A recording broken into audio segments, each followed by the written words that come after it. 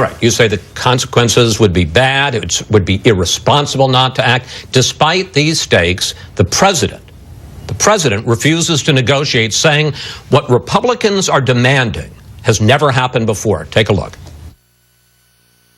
You have never seen in the history of the United States the debt ceiling or the threat of not raising the debt ceiling being used to extort a president or a governing party and trying to force issues that have nothing to do with the budget and have nothing to do with the debt.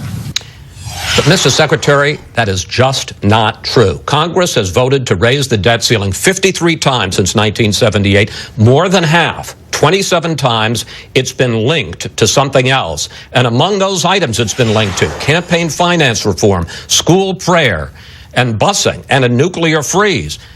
What's unprecedented is not Congress tying strings. What's unprecedented is the president refusing to negotiate. You know, Chris, let me be clear. The president has always been looking for a way to negotiate, find that reasonable middle ground with a bipartisan group of members and senators to do the right thing for the American people. He is. He put out a budget that actually took an enormous step to do that. So the president is open to negotiation.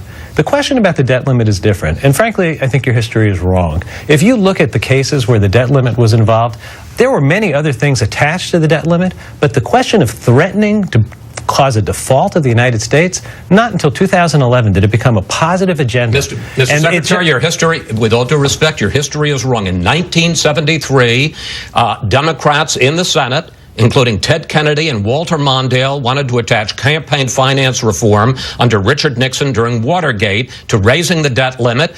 It ended up being a filibuster. Republicans had to filibuster to defeat it and take it out. This has happened over and over again, and presidents have negotiated. And this president, what's unprecedented is he's refusing to negotiate. You know, Chris, I lived through the budget debates of the 1980s, the 1990s, the early 2000s. I know that there were many occasions when the debt limit was tacked on to other things. I actually remember when the debt limit was used as a deadline, an action-forcing event. It was different in 2011. In 2011, you had 50 to 100 members of the House who said if we don't get our way, we would rather see the default of the United States, and that was different. It was different. And I think what the president is saying is Congress has to do its job. It has to open the government. It has to make it so we can pay our bills. But you're moving and the then goal we line. need to John sit Boehner down says and he we need to doesn't want to negotiate. default, sir. So why not sit down with them and talk? You're the one who's saying that they're ready to take the economy down. They say they don't want to take the economy down. You agree. In 1997, you were deputy director of OMB when the debt limit was tied to measures to balance the budget. If it was good enough for Bill Clinton to sit down and negotiate with the House Speaker, why isn't it good enough for Barack Obama? Chris, in 1997, I sat through every meeting in the balanced budget negotiations. No one once raised the issue of threatening default. Neither is John Boehner. Now, John Boehner, I know John Boehner. We have a good relationship. I've talked to John Boehner. I know he doesn't want to default. He also didn't want to shut the government down. And here we are with a government shutdown. There's a majority in Congress that would vote to do the right thing. A majority needs to be given the chance to work its will. All right.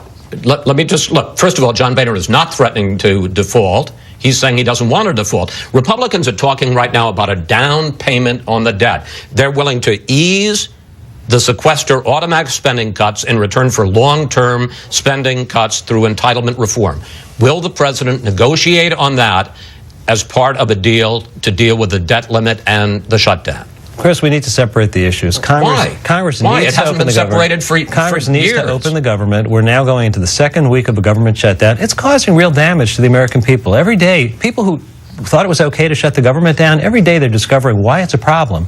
You can't fix this by discovering a problem here and there. Congress needs to do its job. So you're saying the president would refuse to negotiate over a debt solution? Chris, it's solely Congress's job to pass a budget. They have to pass a budget. I just want to ask a question. Are you saying the president is refusing to negotiate, pay our bills? I'm saying the president wants to negotiate. He wants to negotiate in good faith. Negotiate on the debt limit. And Chris, Congress needs to do its job, and we then need to negotiate. The president has taken many steps over the last several years to show his willingness to negotiate. He's done it with Democrats saying he's too eager to negotiate. Now, Republicans have not come forward and made comparable movement. If we were in a place a year ago or 2 years ago, where everything was on the table, where entitlement reform and tax reform were equally on the table as part of a solution, we wouldn't be where we are now. We came forward. We were willing to do entitlement reform. Well, the Republicans need to come forward as well. Since you say that the possible results could be so, in the words of your report, catastrophic, will the president accept a short-term extension to fund the government and raise the debt limit so you can have talks about the debt? Well, Congress will have to make a decision what they do. I can tell you that the American economy would be well served by getting some stability and some certainty. These manufactured crises and this brinksmanship over and over again is bad for the economy. It's hurt. We're the world leader. We are the strongest, deepest economy in the world. Our currency is the world's reserve currency. Since 1789, people have depended on the United States for that kind of stability. Congress should act now. I think they should act to take this burden off of the economy. It's a self-inflicted wound, but we'll have to see what Congress does. I just want to say, I take away from this conversation that even though Republicans are willing to talk about a debt deal or a short-term extension, it's the president who is digging his feet into the ground and saying no negotiations. Chris, that is not what I said. What I said is Congress. What are you saying? It sounds like you want unconditional surrender and nothing else, Congress needs to do its job. We've just spent the last several months with Congress creating this ridiculous choice where either you repeal the Affordable Care Act or you shut down the government or default on the United States. That is not the way we should do business. They need to do their job. They need to open the government. They need to fund our ability to pay our bills. These are old bills, Chris. These aren't new bills. I understand that, sir. And then we are open to negotiation. The president has been, is, and will always be open to reasonable discussion.